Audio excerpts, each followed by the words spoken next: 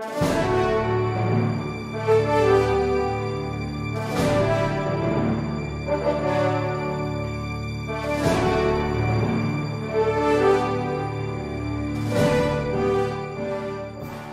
unfair to Mommy. Instead of paying for the damages, they fled to escape accountability and serving out their prison term.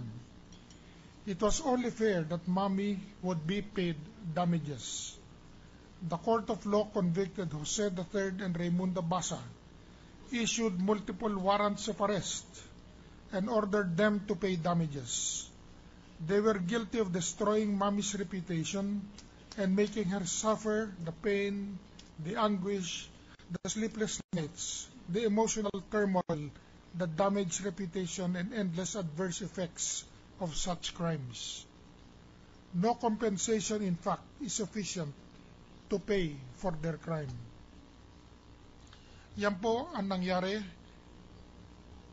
At sana naman po ay wag ninyong tawagan kung ano-anong masamang adjective yung aking asawa, knowing what happened dito sa pamilyang to, kung bakit napakalalim po ng hidwaan at alitan nito. Balik naman po ako. By the way, Mr. Chief Justice, just to clarify, what adjective was used?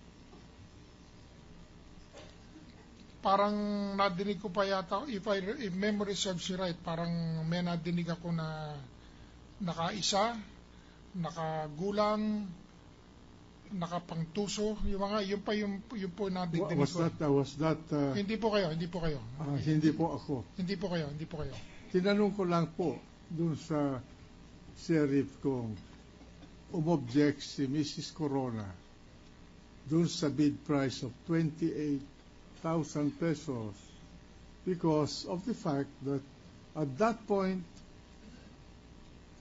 the corporation had a cash asset of 34.7 million and the judgment to be satisfied was 500,000 pesos. And I was wondering as a lawyer, and I'm sure if you were in my place you will probably wonder, since the judgment is 500,000, then at least the bid price ought to have been pegged at not less than 500,000, considering the asset of the corporation. But I understand from and I'm sorry to clarify this, in order to be fair to everybody, the sheriff said that the valuation of the shares that he exposed to bidding was provided by Mrs. Corona. I just want to put this on the record. What I said is, did Mrs. Corona raise any objection or a whimper? I remember I used the word whimper. Object to the sale at auction of the shares of stock controlling almost 91% of Basa Guidote Corporation. And the sheriff said, no, only the two of them, the mother and the daughter, talked to each other. So I just want to put that into the record because I do not remember having used any adjective that would extend or in any way imply any unwelcome or unpleasant conduct of Mrs. Corona. So you may proceed, Mr. Chief Justice. Yun nga po, pinaliwanag ko po yung dahilan ng hidwaan nila at alitan ng malapakalalim na hidwaan na ako po mismo ay nahihirapan na rin nun kasi gusto ko nga sanang mag-ayos-ayos sila pero hindi ko po na kayang pagkasunduin sila. Ngayon po, mabalik po na kaunti lang kung bakit nga po yung pasya namin ng aking may bahay na hindi kami namimili ng mamahalin at magagarang property. Magbuhat nung araw pa po. Kasi nga po nakita namin itong problema sa pamilya nila.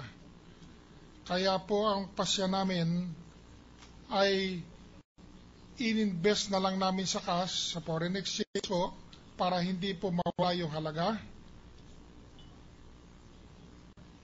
At madali po ang paghati-hatian kung sakasakaling may mangyayari sa amin. I-divide lang po by 3. Madali, walang problema at walang inggitan kung ano ang makukuha ng sino. May isa pong dahilan before I go into the other more substantial things. May isa pong dahilan pa kung bakit nagpasya na kami na i-invest po sa cash or i-manatili sa cash yung aming mga savings. Ako po ay isang diabetiko. Matagal na po itong sakit kong to, 1986 pa po. Mr. Chief Justice, I would like to caution you. We, at the behest and motion of your lawyers, when we were considering the evidence being presented by the prosecution, we did not authorize the introduction of evidence to establish ill-gotten wealth. And there is no allegation as of today that will support the presentation of evidence regarding ill-gotten wealth. If at all, the reentrant of this issue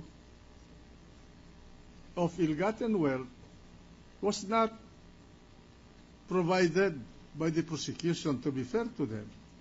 It was provided by your own lawyers who presented a witness here to testify on the totality of the income of your family to justify the purchases of certain concrete assets, condominium and land, and so forth and so on. And so I'm saying this, that there's no issue of ill-gotten wealth here. Correct po. Malinaw po yan. Correct. The simple issue is simply inclusion and exclusion of property in your SAL-N. And that is covered by paragraph 2.2 and 2.3 of Article of Impeachment number Roman numeral 2. So, for the introduction of evidence regarding wealth that is honestly done or dishonestly acquired, will bring back into the picture paragraph 2.4 of Article 2, Roman numeral 2, of the Articles of Impeachment, which we already granted to be suppressed as far as introduction of evidence is concerned. So, if you are going to revive this with your testimony, then it will become open to a cross-examination by the prosecution and maybe by the members of this court.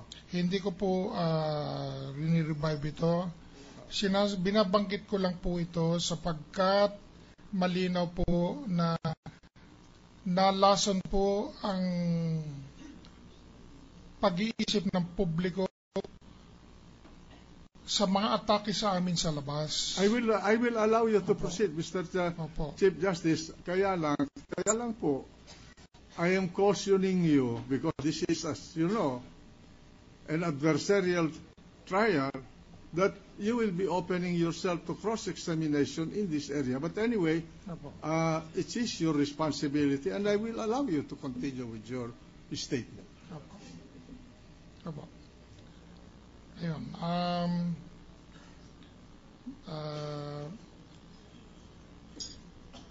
Ako po ay magpapatuloy na.